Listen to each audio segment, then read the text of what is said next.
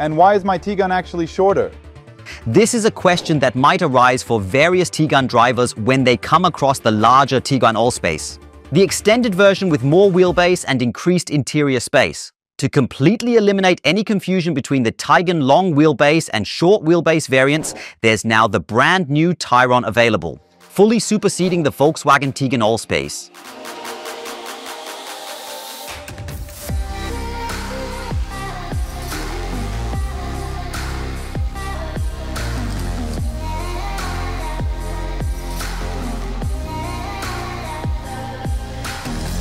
You absolutely shouldn't order it again until you've watched every last bit of this video all the way through to the final moment.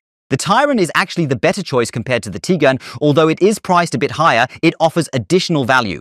We start here now at 45,500 euros. That's 9,000 euros more than for a regular Tiguan. However, you now receive a truly standalone model here, because there is not a single sheet metal part that is identical to that of the VW Tiguan. Sure, and what extra do you get? You get a higher trim line, as the base Tiguan model isn't available in the Tayron series. It starts directly as a live version. We have it here as the R line. 65% of all Tiguans sold came with the long wheelbase. Now, with the introduction of the Tayron, it could potentially happen that the Tiguan, known as a popular SUV at Volkswagen, might be overtaken by the Tayron for the first time. Because I'm quite sure that this is truly the absolutely perfect alternative between Tiguan and the Touareg. Compared to the Tiguan, the Tayron grows by a total of 23 centimeters, extending to 4 meters 77 centimeters. At the same time, the wheelbase also extends by an additional 10 centimeters, resulting in a total wheelbase of 2.78 meters.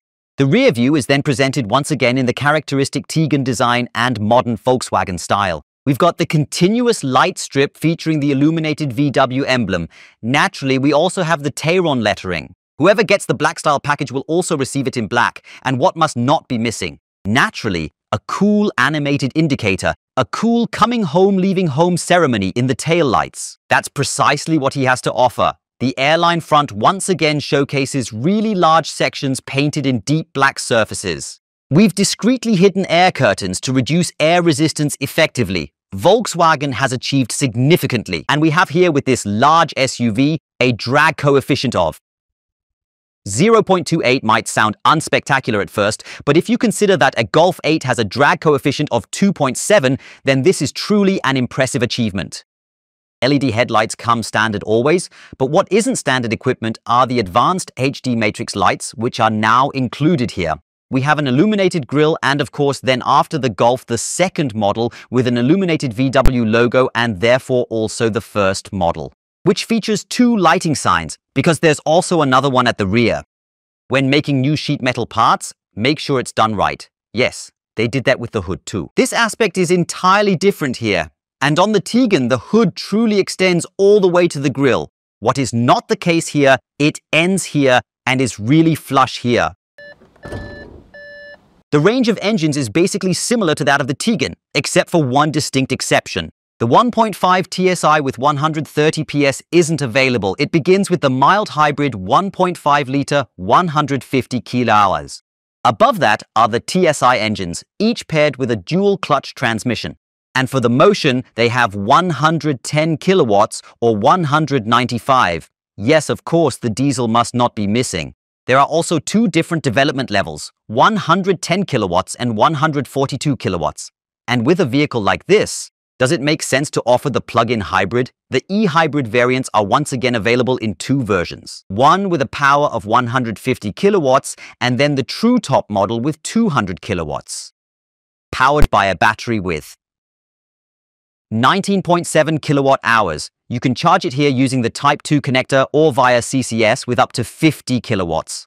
Yes, and whoever has charged the battery fully will have a system range of around 800 kilowatts and can manage purely electric for a distance of over 100 kilometers. As part of the standard equipment, it always comes with 17-inch alloy wheels. Here we go. We now have the optional 20-inch wheel in the Leeds design here. But there are 4 other wheel designs to choose from, and for those who want, these rims come in full black with the black style package. He reminds me very much of the most popular SUV that Volkswagen sells in the US, the Atlas. That's obviously primarily because of the distinct kink in the Corsair and the angular design of the wheel arches. The Tighan has round ones, here we have square ones. On our model, they are painted black because we have the R-line. In the two basic models, which are known as Life and Elegance, they are simply described as black. Depending on the specific equipment and engine type, you will have slightly varying trunk capacities. In the worst case scenario, it's at 345 liters, but it can actually be expanded, particularly when you fold down the third row of seats. You can actually order them optionally, and that's the special feature. They're not available with the regular Tighan. Maximum in the smallest configuration, if you don't have the raised loading floor, you have a trunk volume of 880 liters. That's pretty decent. Of course, there's also a corresponding blind under the cover here. We have a spare wheel, we have a subwoofer, and what I always find really cool are the handy bag hooks here, and there's honestly nothing lacking at all. We have here one, and on both the right and the left sides, we have the electric tow bar. We've got sockets available, including a 230-volt power socket for additional convenience. Well, that's all fantastic, and what I really appreciate is that the trunk is at last lined with a nice fabric once again. There's nothing rattling back here at all. Depending on which engine you have, you can tow loads of different sizes. In the top model with the gasoline engine and all-wheel drive, that's a maximum of 2.5 tons. Tayron includes upgrades in the interior area as well. It essentially corresponds to that of the Tighan. However, the dashboard, serving as an example, has received a remarkable upgrade. We currently have a dashboard that elegantly wraps itself over the speedometer, so it's a bit more enclosed again. In the Tighan, it's more free. We have different decorative elements here, with the elegant even featuring real wood. Yeah, and the choice of materials is still really good. We've got Alcantara with a welt, with decorative stitching. Everything feels really good indeed. We have the sporty airline steering wheel right here. The controls continue to be implemented as physical buttons. Even in the semicircular section, we are entirely spared from using any touch buttons. And well, do you know this already? There's the control lever on the left and the gear lever on the right. That's all one-to-one Tighan. The 10-inch display, combined with these glossy black elements on the right and left, really creates a nice finish. When combined with the extended dashboard, it actually looks impressively good. In my view, it is indeed better than the Tighan. We have the top-notch navigation system perfectly installed right here. Discover Pro Max with a 15-inch screen in all models, even in the smaller versions. There's the touch slider.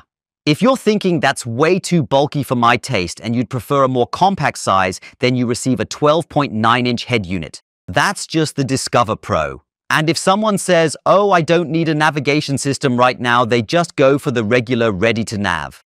It also features the smaller 12.9-inch monitor, but can very conveniently be equipped with the navigation system software over the air through the Volkswagen shop at any time. You can then simply download it over the air and also have the Discover Pro with 12.9 inches on board. The standardized operating concept at Volkswagen is really helpful. In other words, the Golf has the same surface as the Tayron, the Tiguan, the VW Passat, and that truly helps you a great deal when you're switching between different vehicles. You are aware of where the keys are. Everything functions smoothly and seamlessly. The hardware operates just as it should. The software operates just as it should. You are able to configure your vehicle in a very individual way with just a few buttons, functions, and useful tips. It's truly becoming quite enjoyable to navigate and zap through the menus here now. That's how it should have been in all models from the start. I really think it's beautiful. The graphics here are really good resolution-wise. You have many submenus and it's all self-explanatory. The climate bar stays visible at all times. That's a notable improvement overall. Of course, the driving profile switch is a must. You can adjust the volume. You have the option to select your preferred color profiles, and as an extra gimmick, you can also customize the ambient lighting settings right here.